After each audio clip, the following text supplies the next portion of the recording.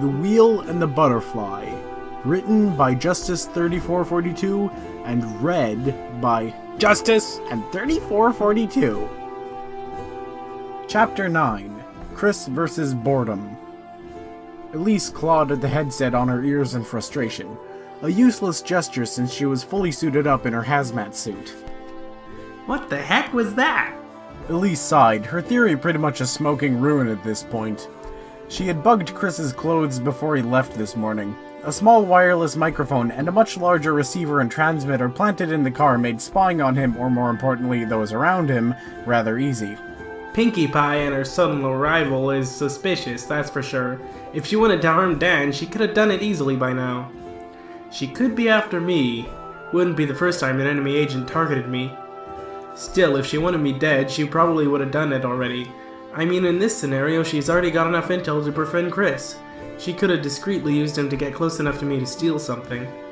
Though discreet doesn't seem to be in her vocabulary. Not after she made such a mess at Lenny's. I can't even believe she's a spy at this point. Oh well, it's actually a relief going back to thinking no enemy agencies knew enough about me to also know about Chris.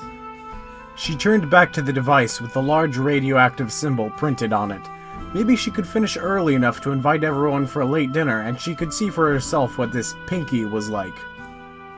Chris rested his chin on his hand with a bored expression plastered across his face, his body slouching on a bench.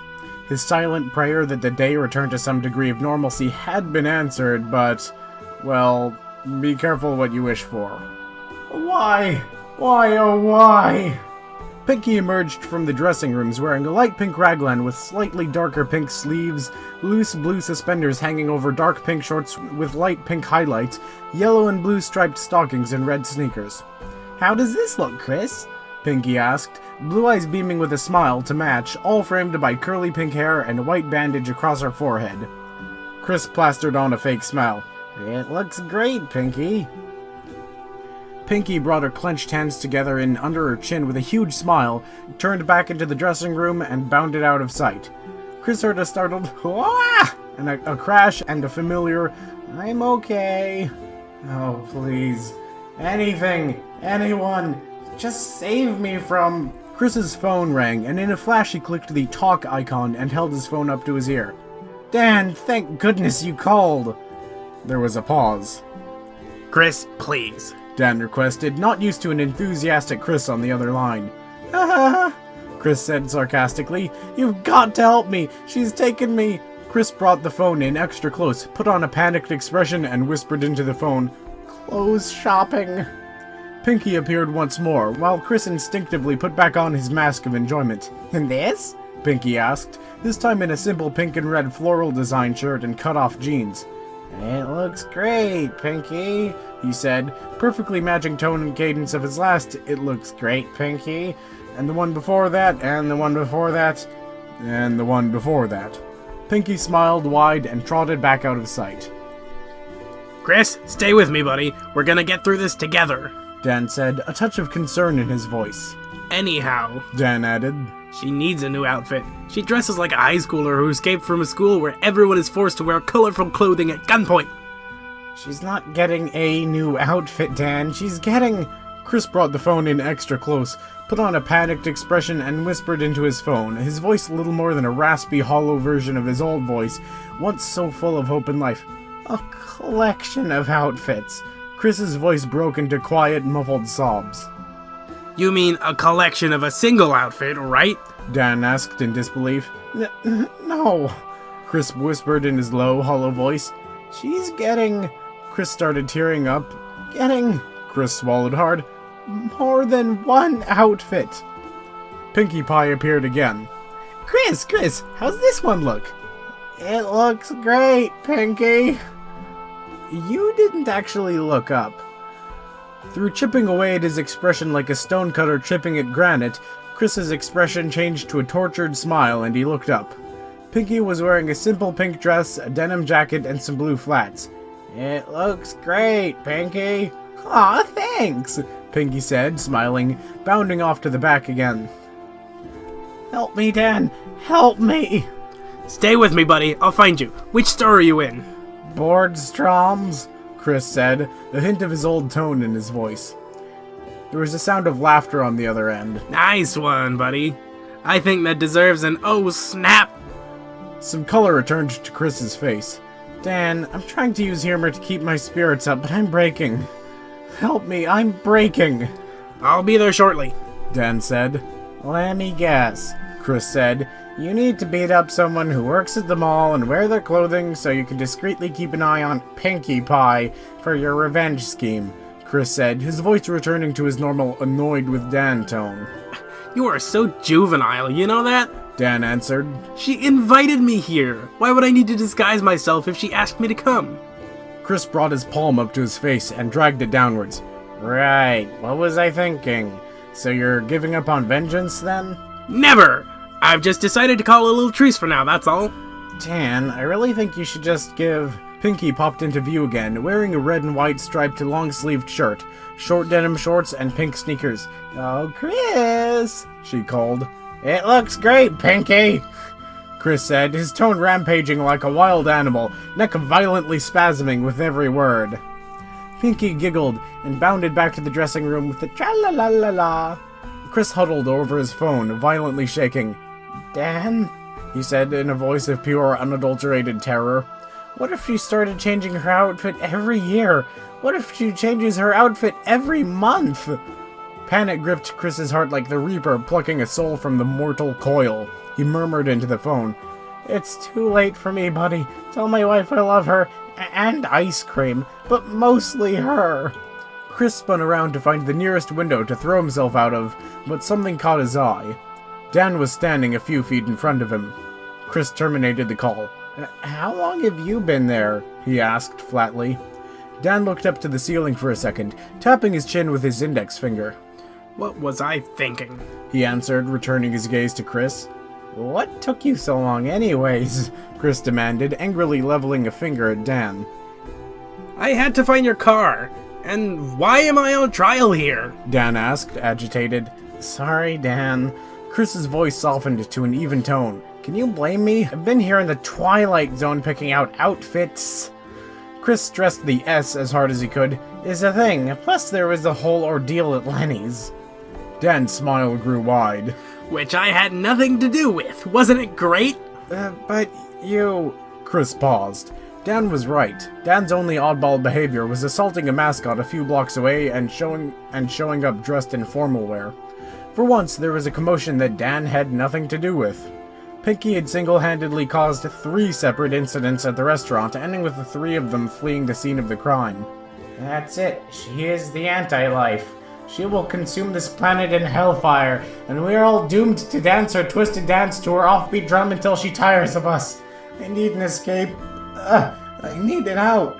Pinkie popped into view wearing a short-sleeved button-up white shirt covered by a blue sweater vest, cut-off jeans, rainbow-colored leg warmers, and red flats.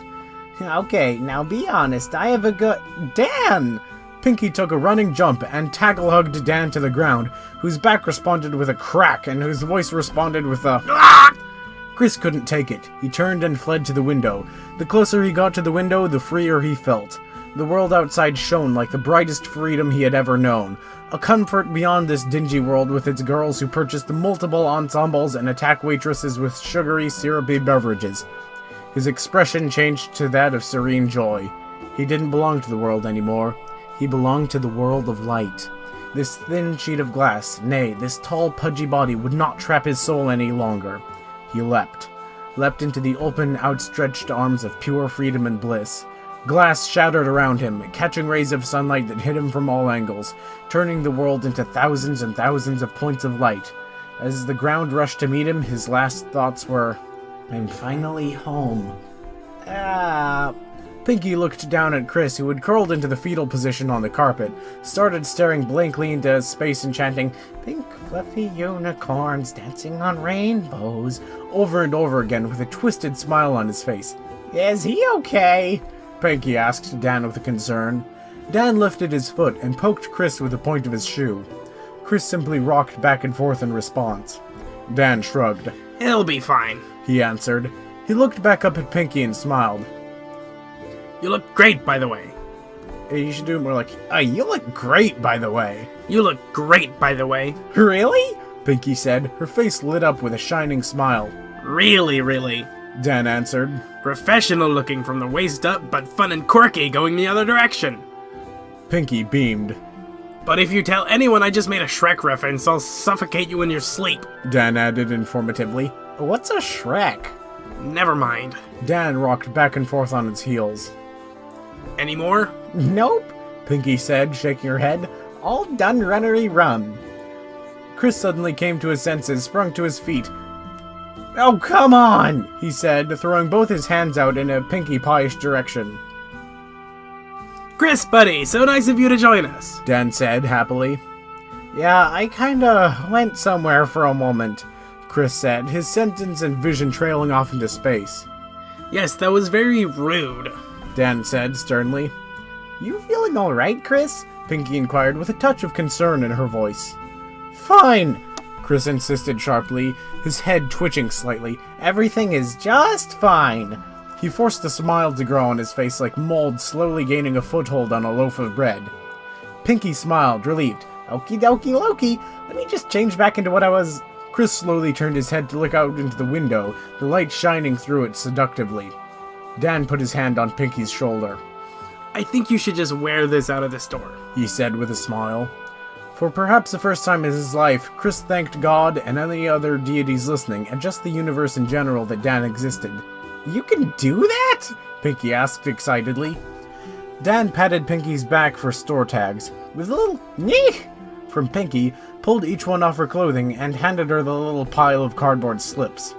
Pinky graciously took the pile. Thank you, Dan, she said happily. Oh! Pinkie Pie whipped out her camera, scooched close into Dan, and snapped a photo of the two, Dan actually cracking a smile for the camera.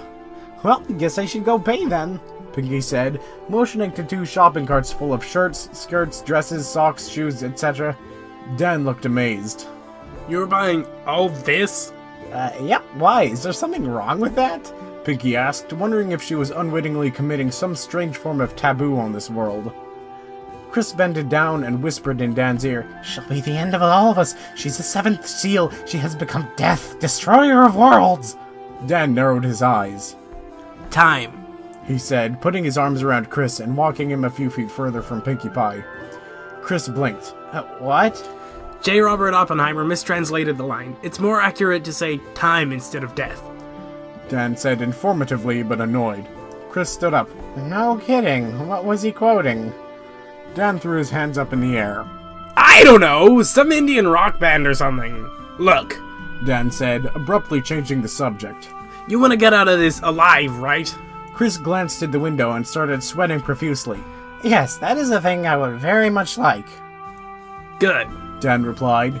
He pointed towards the mall entrance of the store. See that caramel corn stand? Yes, I see it, Chris replied. Dan grabbed Chris by both shoulders and pulled him closer to his face, making sure Chris's undivided attention was on him. You're going to go over there, buy 2 bags of caramel corn, meet us at the register, and give one of the bags to me. And the caramel corn will keep us alive? Chris said, smiling, hope finally re-entering the fragmented shell he called existence. I guarantee it, buddy, Dan said encouragingly. Chris stood up. Bless you, Dan, he said, turning towards the caramel corn shop, tears in his eyes. Bless you, he added with a whisper. Dan turned back to look at Pinky, who seemed pensive as she absent-mindedly played with the hem of her shirt, a sign Dan was starting to recognize as her, I'm not sure what I should be doing now, move. Here, Dan said, going up to one of the carts. Let me help you bring this to the register. Pinky's smile returned as quickly as it left, and she led the way to the nearest register. A blonde, light-skinned female cashier looked up to the 2 carts presented in front of her. She stammered. Miss, are you buying all this? Yeppy-deppy-leppy, Pinky answered enthusiastically. Early Christmas shopping? What's Christmas? Hanukkah? What's a Hanukkah? The cashier looked Pinky up and down. It was a long shot, but... Kwanzaa? The cashier asked, gulping. What's... Dan interrupted, putting a hand on Pinky's shoulders and motioning to her with his other hand. My friend here would like to purchase all these clothes for herself, to wear. Did you just call me friend? Pinky said, a hopeful look on her face, her heart skipping a beat. The cashier froze in place, looking at the cart Pinky had pushed up. Yeah, but don't let it go to your head or I'll have to demote you to associate, Dan said with a wry grin. Pinky enthusiastically shook her head. I won't, Dan. Dan looked back at the cashier. Clothes! Scan! Now! Yes, of course, sir, ma'am. Right away. The cashier began scanning items, breaking into sobs that racked her body by the time she rang up enough clothes to make 3 different outfits. Cindy? A dark-complexioned man called from a few aisles down. He approached the register. Oh, Robert, this woman is purchasing all this clothing for herself! What? But... Dan, if I'm doing something wrong... No! Dan insisted. You are the customer, and the customer is always right. You have every right to buy this clothing. Robert stood up straight. Dan looked at the cashiers. Doesn't she? Robert stood up straight. Yes, you're right. It's all our duty as cashiers to make sure she's happy with her purchase. Chris returned with 2 huge bags of caramel corn. Chris, perfect timing. It's starting to get good. Chris looked over the mounds of clothing still needing to be purchased, stuck a hand into his bag of caramel corn, and shoved a giant handful into his mouth. Oh, Robert! Cindy said, embracing Robert tightly, 1 foot in the air. You've restored my drive as a clothing store cashier! Yes, Cindy, Robert said, smiling warmly. Let's ring her up together. The couple managed to scan all the items, slowly losing their pace, buckling under the mental strain of the concept of a girl who would wear more than a single outfit, but they reached the end. They had... Dan chewed a mouthful of caramel corn and pushed up the second cart. This one too. Little by little, a crowd of store employees and customers, most of whom with stacks and stacks of identical articles of clothing, gathered around the scene in front of them. Robert broke down into a heap of tears. I can't do it! I can't go on! I just can't! Pinky's lower lip quibbled. I can put stuff back if... No! Dan insisted, putting an arm around the slightly taller woman's shoulders. He looked back to the cashiers. This woman can purchase anything she wants, how she wants. It's not up to us to dictate how she can and can't buy her clothing.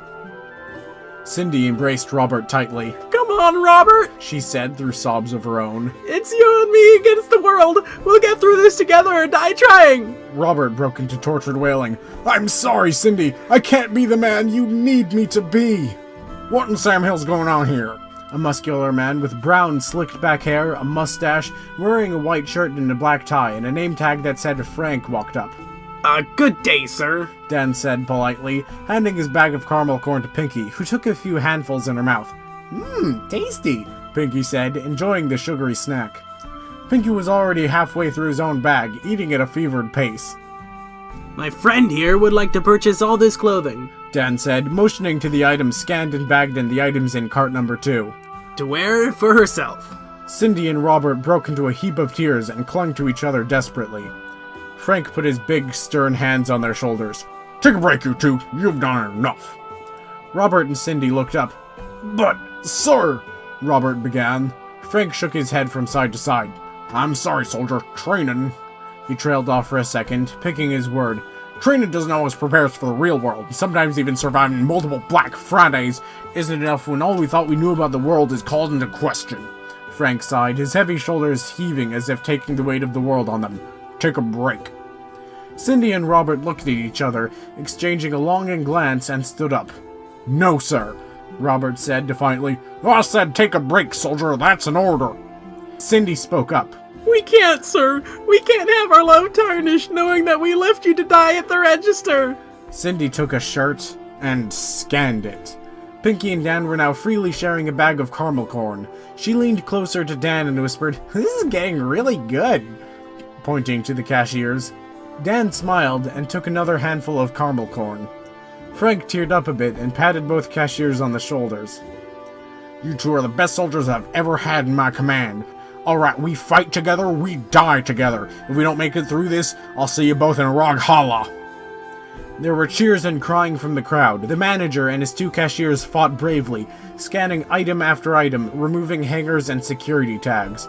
A seemingly endless pile of clothing stood against them, but at the end of the day, the clothes were found wanting and conveniently bagged for taking to the car. Anything else, miss? Frank asked, exhausted, out of breath, but alive, so very alive. Oh! Pinky exclaimed, looking down at her cart. She reached down and produced a sizable pile of colorful fashion jewelry. This too! It'll be great to accessorize. The crowd gasped. Robert cracked. No! I can't take it anymore! He sprinted to the window and threw his body through it with a blood-curdling scream, the sound of shattering glass cutting deeply into the tense air.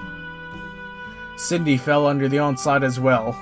No, Robert! Take me with you! Cindy cried, diving through the hole Robert had left in the window, a hole she couldn't bear to have in her heart. Pinkie Pie turned to the broken window, shocked. Maybe I should just go, she started. Dan opened his mouth to speak, but was silenced by Frank putting a large, stubby finger within a few inches of Dan's mouth. No, Frank said, looking at Pinkie. They were good soldiers, the best even, but they knew the risks when they enlisted. Frank looked back at his staff, who had started to cry at the tragic loss of their co-workers. We hold this line here. We will not let Cindy and Robert die in vain. Are you with me? A dark-complexioned woman with brown curly hair stepped up. Do the job, sir! Frank began ringing bracelets, necklaces, rings with hearts on them, and items of all different shapes and color. Other employees would walk up to the bag, some falling in duty and being dragged off to the side, only to be replaced by the next worker. Eventually, the jewelry was all bagged and added to the carts with the other articles of clothing. Frank huffed, his mouth dry, his muscles aching. Anything else? He asked. Nopey-dopey-dope! Pinkie happily produced her wallet. Oh, I almost forgot. Dan and Chris inhaled handfuls of caramel corn, their eyes transfixed on the drama in front of them. Pinkie produced a small collection of store tags. These are what I'm wearing now. Frank looked at them in shock. That's not what you were wearing when you first got dressed today. Nope. Dan said it looked so good I should just wear it out of the store, Pinkie said sweetly. Good thing too. I was starting to get tired of wearing the same thing I was wearing last night. In the crowd, people fainted, screamed, and rushed children towards emergency exits, pushing each other in an effort to get away. Clothing displays tumbled, mannequins fell to the ground. Pinkie stared confusedly at the carnage unfolding in front of her. Dan and Chris devoured their caramel corn. Frank threw up his arms for silence. Hold ranks! He yelled in a booming voice. His retail store workers, the ones still standing, obediently complied. And how often are you going to wear something new? Yearly? He gulped, his grim face darkened by the horrors he had witnessed that day. Monthly? Pinkie Pie giggled. No. Frank's expression softened. I'll probably pick something new every day. Panicked screaming gripped the ranks, but against all odds with a scream of, I said hold the ranks! The line held.